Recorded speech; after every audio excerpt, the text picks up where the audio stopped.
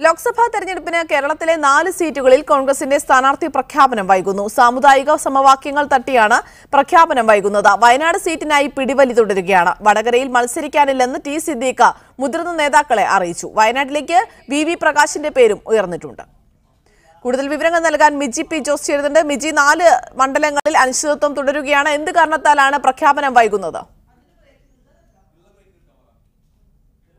തീർച്ചയായും അത്തരത്തിൽ തന്നെയാണ്.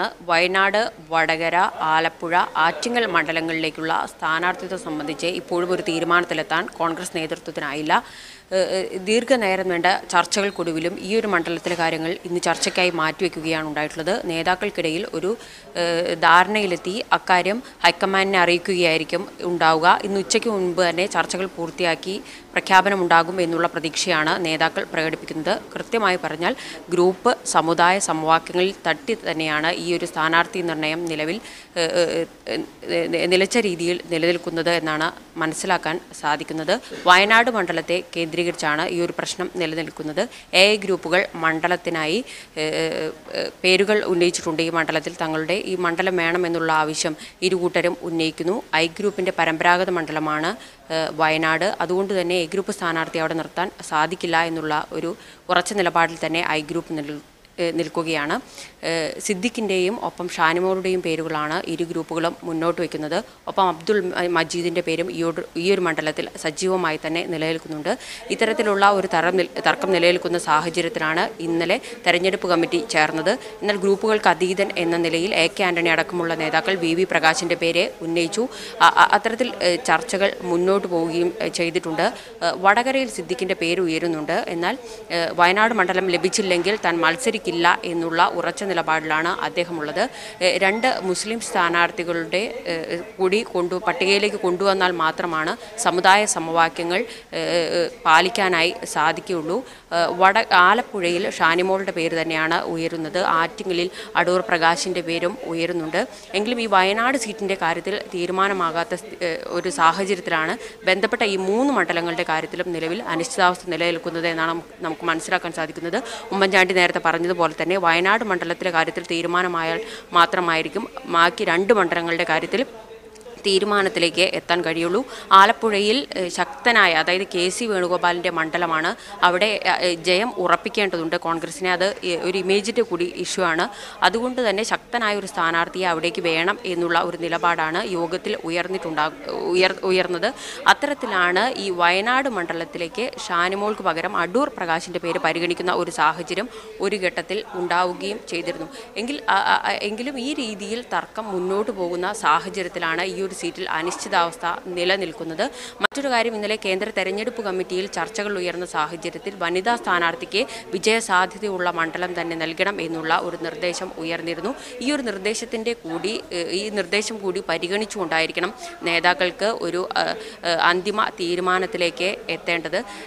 ഇത്തരത്തിൽ ആലപ്പുഴയിൽ നിന്നും ഷാനിമോളുടെ പേര് വയനാട്ടിലേക്ക് പരിഗണിക്കുകയാണെങ്കിൽ അടൂർ പ്രകാശ് ആലപ്പുഴയിലേക്ക് വരും. അങ്ങനെയാണെങ്കിൽ ആറ്റിങ്ങലിൽ ഒരു സ്ഥാനാർത്ഥിയെ കണ്ടെത്തേണ്ട ഒരു സാഹചര്യം ഉണ്ടാവുകയും ചെയ്യും.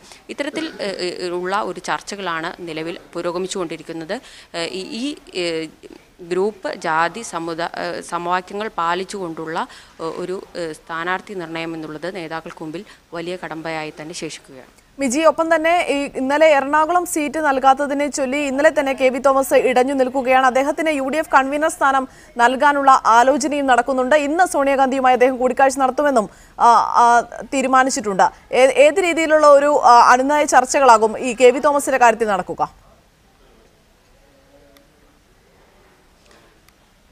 സ്ഥാനാർത്ഥി പ്രഖ്യാപനത്തിന് തൊട്ടു പിന്നാലെ തന്നെ KV തോമസ് വലിയ തോതിൽ അതൃപ്തി രേഖപ്പെടുത്തുന്ന ഒരു സാഹചര്യമുണ്ടായിരുന്നു. ഗ്രൂപ്പുകളിലൊന്നും തന്നെ ഇല്ലാത്ത ഒരാളായതുകൊണ്ടാണ് തന്നെ അവഗണിച്ചത് എന്നടക്കമുള്ള പ്രസ്താവനകൾ അദ്ദേഹം നടത്തി.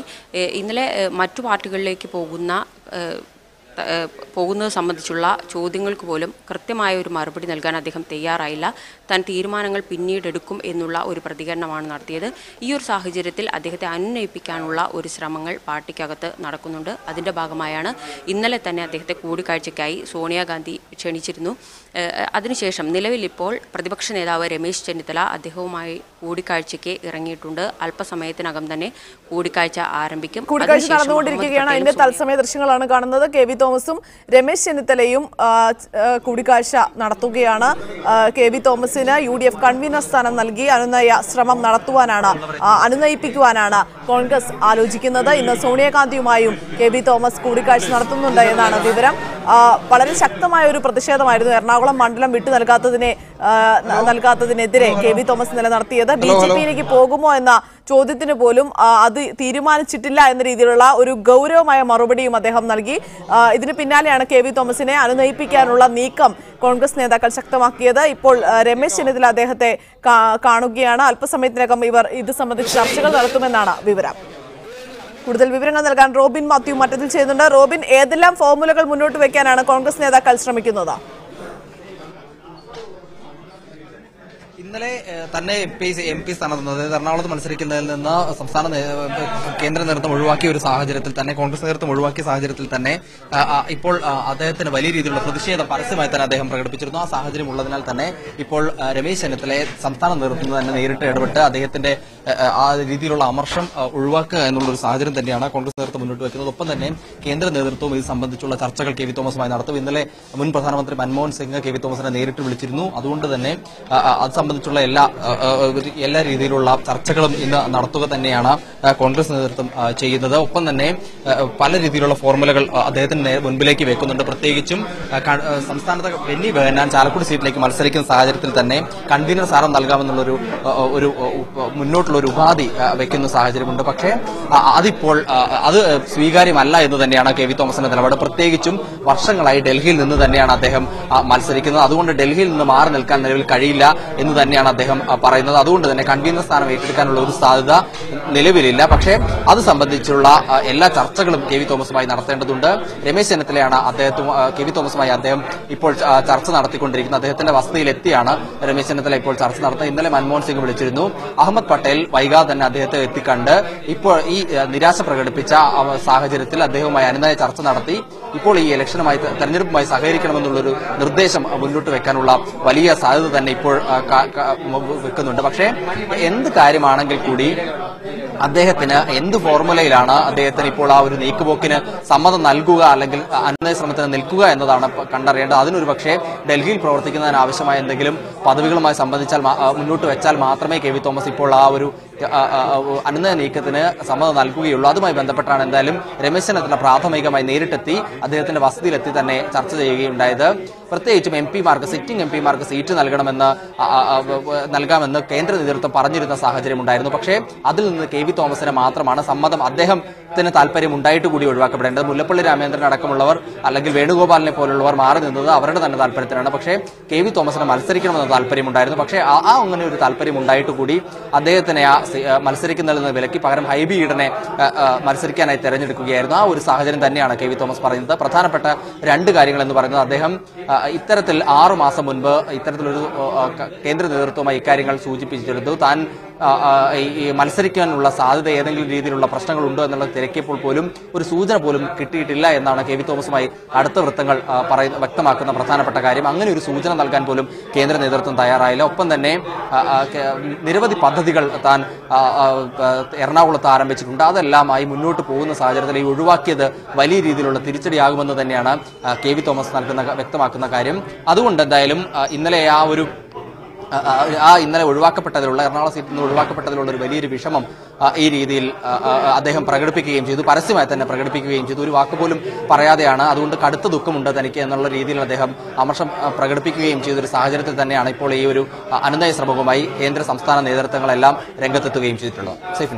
റോബിൻ, ഇന്ന് സോണിയാഗാന്ധിയുമായും കെ.വി. തോമസ് കൂടിക്കാഴ്ച നടത്തുമെന്ന വിവരമുണ്ട്. എപ്പോഴാണ് ഇതിന് സമയം അനുവദിച്ചിരിക്കുന്നത്?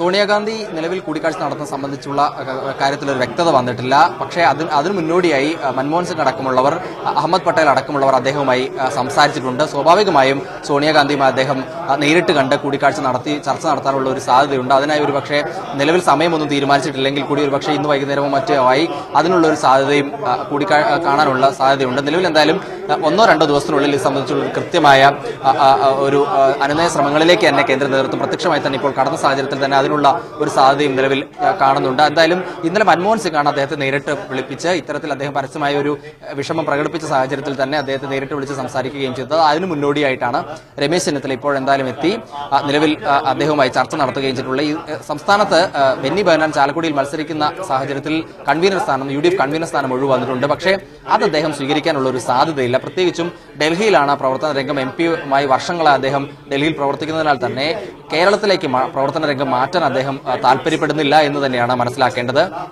അതുകൊണ്ട് ഡൽഹിയിൽ ഏതെങ്കിലും രീതിയിൽ പ്രവർത്തിക്കാനുള്ള ഒരു പദവി അല്ലെങ്കിൽ ഒരു സ്ഥാനം കേന്ദ്ര നേതൃത്വം, കോൺഗ്രസ് നേതൃത്വം നൽകിയാൽ അദ്ദേഹം അത് സ്വീകരിച്ച് ഇപ്പോൾ ഈ രീതിയിലുള്ള ഒരു വിഷമം തനിക്കുണ്ട് എന്ന് പ്രകടമാക്കിയ സാഹചര്യത്തിൽ തന്നെ നിലവിലെ ആ ഒരു അമർഷത്തിൽ അയവ് വരുത്താനുള്ള ഒരു സാധ്യത തന്നെയാണ് കേന്ദ്ര നേതൃത്വം കാണുകയും ചെയ്യുന്നുണ്ട്. ആ ഒരു സാഹചര്യത്തിൽ എന്തായാലും ഇപ്പോൾ ചർച്ചയാണ് നടക്കുന്നത്. ആദ്യമായി ചർച്ചയ്ക്ക് എത്തിയിരിക്കുന്നത് രമേശ് ചെന്നിത്തലയാണ്. അതിന് പിന്നാലെ അഹമ്മദ് പട്ടേൽ കേന്ദ്ര നേതൃത്വത്തിന്റെ പ്രതിനിധിയായി എത്തും. അദ്ദേഹവുമായി സംസാരിച്ച ശേഷം മാത്രമേ ഇപ്പോൾ എന്താണ് നിലപാടെന്ന കാര്യത്തിൽ സംസാരിക്കുകയുള്ളൂ. എന്തായാലും അദ്ദേഹം വലിയ രീതിയിൽ പാർട്ടിക്ക് അതീതമായി സുഹൃത്ബന്ധമുള്ള ആളാണ്. അതുകൊണ്ട് തന്നെ വലിയ രീതിയിലുള്ള ഒരു കാര്യങ്ങൾ, വലിയ രീതിയിലുള്ളൊരു ചർച്ചകൾ നടക്കേണ്ടതുണ്ട്. അദ്ദേഹം എന്തായാലും കേന്ദ്ര സംസ്ഥാന നേതൃത്വങ്ങൾ ചർച്ച നടത്തിയ ശേഷം മാത്രമേ അക്കാര്യത്തിലേക്ക് ഒരു തീരുമാനമുണ്ടാവുകയുള്ളൂ. രമേശ് ചെന്നിത്തല ഇപ്പോൾ അദ്ദേഹവുമായി ചർച്ച ചെയ്യുകയാണ്. ഏതെങ്കിലും രീതിയിലുള്ള പദവികൾ സംബന്ധിച്ചുള്ള കാര്യങ്ങളെക്കുറിച്ചുള്ള ചർച്ചകളായിരിക്കും പ്രധാനമായും നടക്കുക. അതിനുശേഷം മാത്രമേ മറ്റൊരു പ്രധാനപ്പെട്ട കാര്യം, ഇന്നലെ അദ്ദേഹത്തിനോട് മാധ്യമങ്ങൾ ആവർത്തിച്ചു ചോദിച്ചിരുന്നു BJP-യിലേക്ക് പോകുമോ എന്നുള്ളത്. BJP-യും CPM ഒക്കെ എല്ലാവരും, അവിടെയുള്ളവരെല്ലാം തനിക്ക് സുഹൃത്തുക്കളാണ്, എല്ലാ പാർട്ടികളും തനിക്ക് സുഹൃത്തുക്കളുണ്ട് എന്നായിരുന്നു ഇന്നലെ KV തോമസ് മറുപടി നൽകി. അതായത് അദ്ദേഹം പാർട്ടി വിടുമെന്ന ഒരു കാര്യം നിഷേധിക്കാതെയാണ് ഇന്നലെ മാധ്യമപ്രവർത്തകരോട് സംസാരിച്ചത്. അതിനുള്ള സാധ്യത കൂടി കോൺഗ്രസ് മുന്നിൽ കാണുന്നില്ലേ? BJP-യുടെ ഭാഗത്തു നിന്നുള്ള അത്തരത്തിലുള്ള നീക്കങ്ങൾ എന്തെങ്കിലും നടക്കുന്നുണ്ടോ? നിലവിൽ അത് സംബന്ധിച്ചുള്ള ഒരു പ്രത്യക്ഷമായ നീക്കം നടക്കുന്നില്ല എന്ന് തന്നെയാണ് പറയേണ്ടത്. പക്ഷേ അദ്ദേഹം KV തോമസിന് പാർട്ടിക്ക് അതീതമായി സൗഹൃദമുള്ള ആളാണെന്ന് അദ്ദേഹം തന്നെ ഇന്നലെ സൂചിപ്പിച്ചിട്ടുണ്ട്. BJP-യിൽ ചേരുന്നത് സംബന്ധിച്ചുള്ള ചോദ്യം ഉയർന്നപ്പോൾ അദ്ദേഹം അത് തള്ളിയില്ല എന്നതും എടുത്തു പറയേണ്ട പ്രധാനപ്പെട്ട കാര്യമാണ്. അതുകൊണ്ട് എന്തായാലും കോൺഗ്രസ് നേതൃത്വത്തിന് അതടക്കമുള്ള കാര്യങ്ങളിൽ വലിയ രീതിയിലുള്ള പരിഗണന നൽകേണ്ടി വരും. അക്കാര്യങ്ങൾ കാണാതെ ഒരു ചർച്ചയുമായി മുന്നോട്ട് പോകാൻ കഴിയില്ല. പ്രത്യേകിച്ചും അതുകൊണ്ട് എന്തായാലും അർഹിക്കുന്ന ഗൗരവത്തോടു കൂടി തന്നെയാകും KV തോമസുമായുള്ള ചർച്ച കോൺഗ്രസ് നേതൃത്വം നടത്തുക. അതുമായി ബന്ധപ്പെട്ട് തന്നെയാണ് ഇന്നലെ മൻമോഹൻ സിംഗ് ഇത്തരത്തിൽ അദ്ദേഹം ഒരു പരസ്യമായ ഒരു പ്രതികരണം നടത്തിയപ്പോൾ തന്നെ വിളിച്ച് അദ്ദേഹവുമായി ചർച്ച നടത്തുന്ന സാഹചര്യം ഉണ്ടായത്. എന്തായാലും ഇപ്പോൾ ഈ രമേശ് ചെന്നിത്തലയുടെ ചർച്ച നടക്കുന്നതിന് തൊട്ടു പിന്നാലെ തന്നെ അഹമ്മദ് പട്ടേൽ ചർച്ച നടത്തും. അതുമായി ബന്ധപ്പെട്ട് നിലവിൽ ഏത് രീതിയിലുള്ള കാര്യങ്ങളാണ് ഇപ്പോൾ ഈ പ്രശ്നം പരിഹരിക്കാൻ സാധ്യതയുള്ളത് എന്നതും, ഒപ്പം തന്നെ തെരഞ്ഞെടുപ്പിന് അദ്ദേഹം സഹകരിക്കേണ്ട സാഹചര്യമുണ്ട്. എറണാകുളത്ത് സിറ്റിംഗ് സീറ്റിൽ അദ്ദേഹം മത്സരിച്ച സീറ്റിൽ ഹൈബി ഈഡനാണ് മത്സരിക്കുന്നത്. അതുകൊണ്ട് തന്നെ അദ്ദേഹത്തിന്റെ സഹകരണം വലിയ രീതിയിൽ ആവശ്യമായ സാഹചര്യത്തിൽ തന്നെ നിലവിൽ അദ്ദേഹത്തിന് ഇപ്പോഴുണ്ടായിരിക്കുന്ന ഒരു പരസ്യമായി പ്രകടിപ്പിച്ച അദ്ദേഹം ആമർശം പ്രകടിപ്പിച്ച സാഹചര്യത്തിൽ തന്നെ അത് പരിഹരിക്കുന്ന രീതിയിലുള്ള എന്തെങ്കിലും ഒരു ഫോർമുല തന്നെയാകും കോൺഗ്രസ് നേതൃത്വം മുന്നോട്ട് വെക്കുക.